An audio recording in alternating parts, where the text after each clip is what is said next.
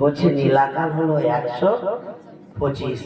তাহলে এই ভগবানের এই 125 এই যে নীলাকাল নিয়ে যে নীলা দেখিয়ে গেছে, আপনি ওই 100 বছরে সেই নীলা দেখাতে পারবেন না? বলছে আমাদের খেলা হয় আর গোবিন্দের নীলা হয়।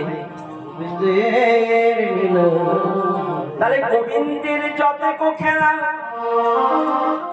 সর্বোত্তম নরলীলা, না নর গোপু তাহার স্বরূপ।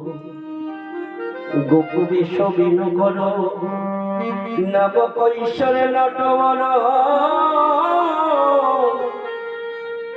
মাগো হচ্ছে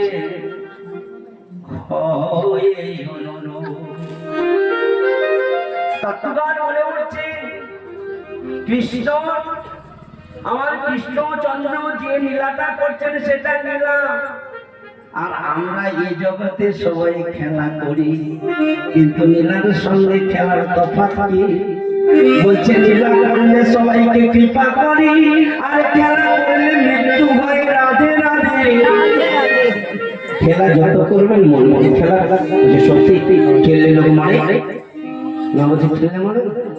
বলছে খেলা যত করবে মরবে, কিন্তু নিয়ম জেনে যদি খেলা করো, যদি নিয়ম জেনে খেলা করো, একটি হচ্ছে কৃষ্ণপক্ষ, আরেকটি হচ্ছে শুক্লপক্ষ, এই বড় গ্রাউন্ড, সেই বড় গ্রাউন্ডের দুটো দল।